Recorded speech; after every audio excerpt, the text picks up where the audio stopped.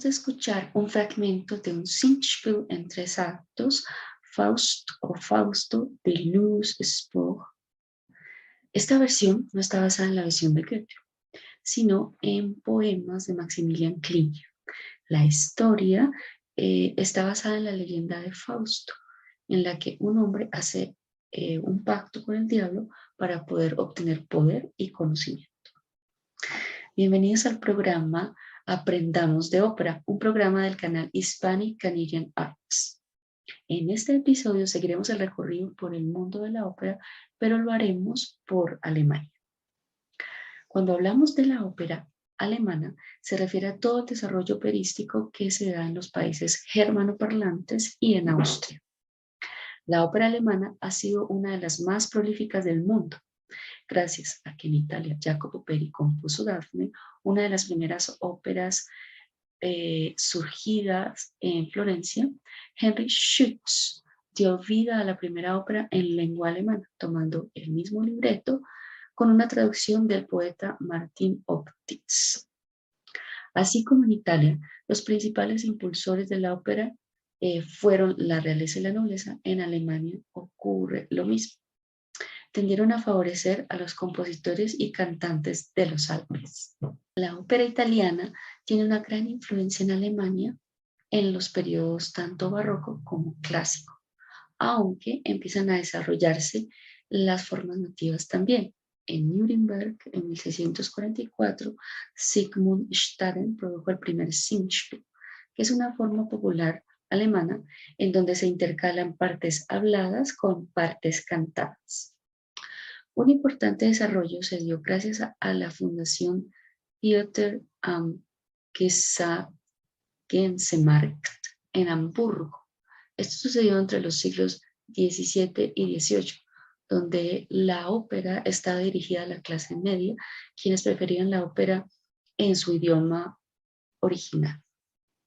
Al principio, los temas de las óperas en Hamburgo eran los temas religiosos para evitar las críticas de las autoridades eclesiásticas que lo habían calificado de un teatro inmoral. Sin embargo, muchos de los compositores como Reinhard Kaiser y Johann Mattheson incluyeron nuevas técnicas, incluso históricas y mitológicas. Vamos entonces a escuchar un fragmento de la ópera Cresus, o en español Creso, de Reinhard Kaiser, que cuenta la historia del último rey de Lidia, que era inmensamente rico.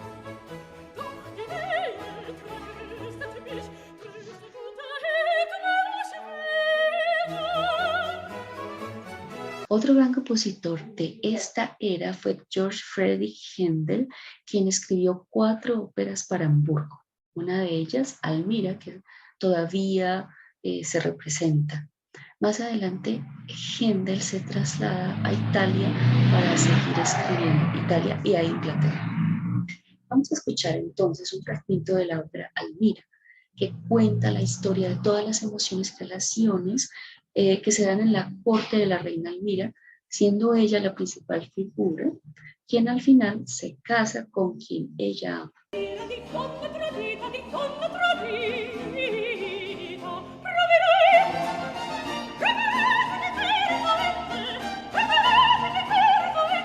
Como pudimos escuchar en este fragmento, la ópera está escrita en italiano, porque esto se debía pues a la influencia que tenía Italia o que ha tenido Italia en toda la historia de la ópera, y sobre todo en ese momento con los compositores alemanes. Viene el florecimiento del Singspiel. Se convirtió en la forma más popular de la ópera alemana, de la mano de los compositores como Johann Adam Hiller, pero ya en esta época ya no tenían el patrocinio de la aristocracia, por lo que se tenía que dirigir al público en general para poder sobrevivir. Y las compañías teatrales debían estar viajando de ciudad en ciudad. Vamos a escuchar un fragmento de la obertura de la ópera Die Verwandlten Weiber de Johann Adam Hiller.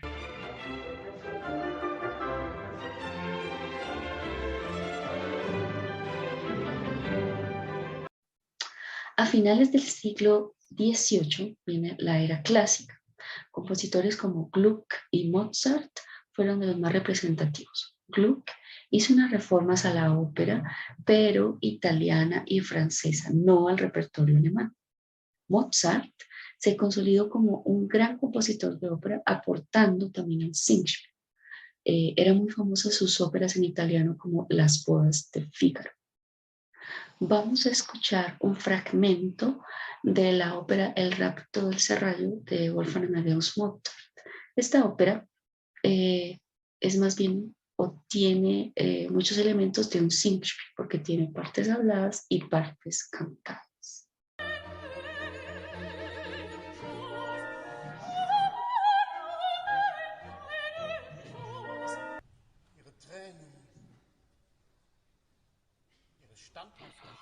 A principios del siglo XIX, el romanticismo empieza a tener influencia en los compositores alemanes, como el resultado de la agitación en todos los niveles por la Revolución Francesa.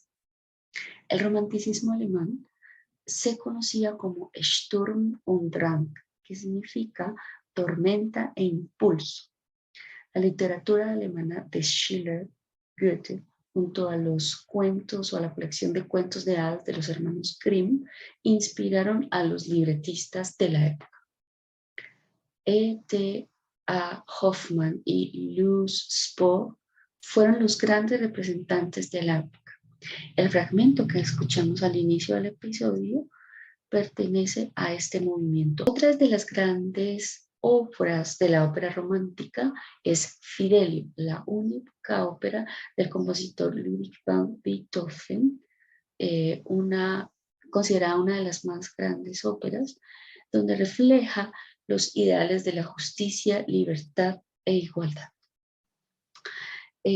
Luego Der Freischütz o El cazador furtivo del compositor Karl Maria von Weber considera la primera ópera nacionalista debido a que se utilizó temas musicales y dramáticos que provenían del folclore alemán y pues de una obra maestra. Vamos a escuchar entonces un fragmento del cazador furtivo o Der Freischütz.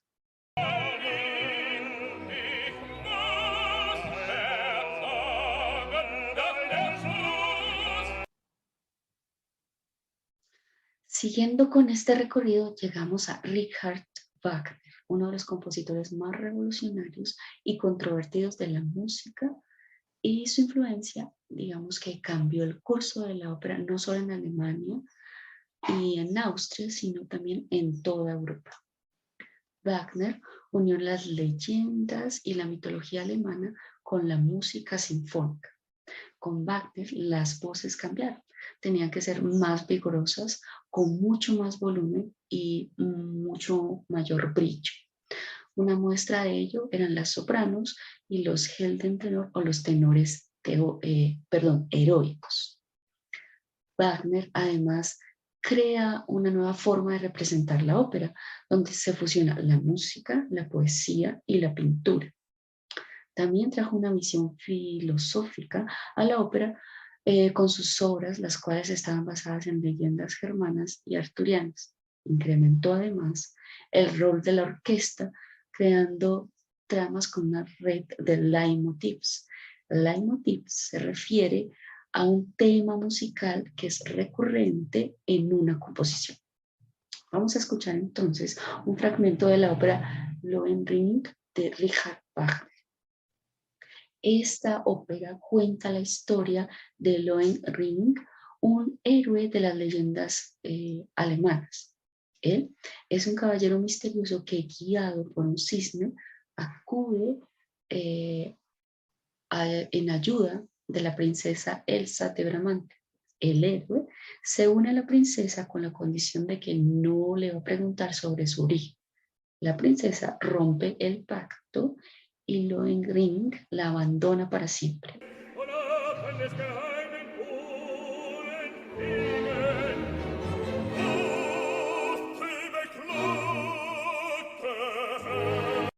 Richard Strauss es otro de los grandes compositores de la ópera alemana influenciado por Wagner. Salomé y Electra le dieron la reputación como uno de los más importantes compositores de esta era. La música altamente cromática con disonancias y armonías no resueltas.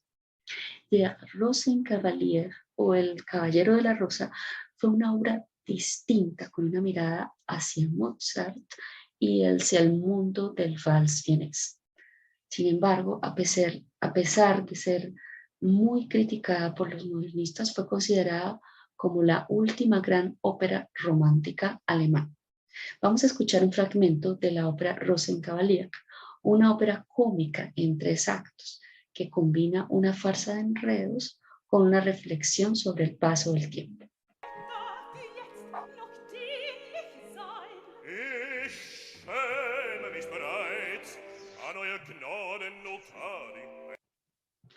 Hugo Wolf y Siegfried fueron otro de los compositores que se destacaron en la época. A finales del siglo XIX nace una nueva forma de ópera, la opereta, que se volvió muy popular en Viena. Esta forma era mucho más ligera y tenía tramas cómicos, melodías atractivas y a veces usaban textos hablados entre los números musicales. Vamos a escuchar un fragmento de la opereta Die Fledermaus o El murciélago en español de Johann Strauss.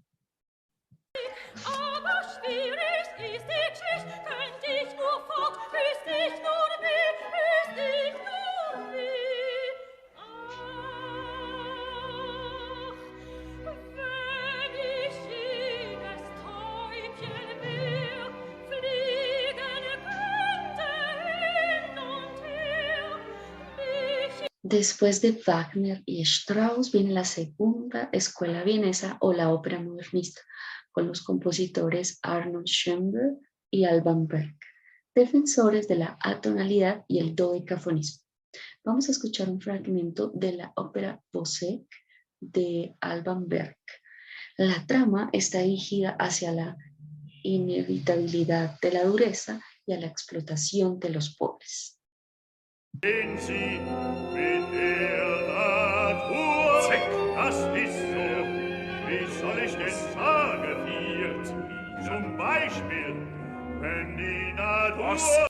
Hemos llegado al final de nuestro 9º episodio.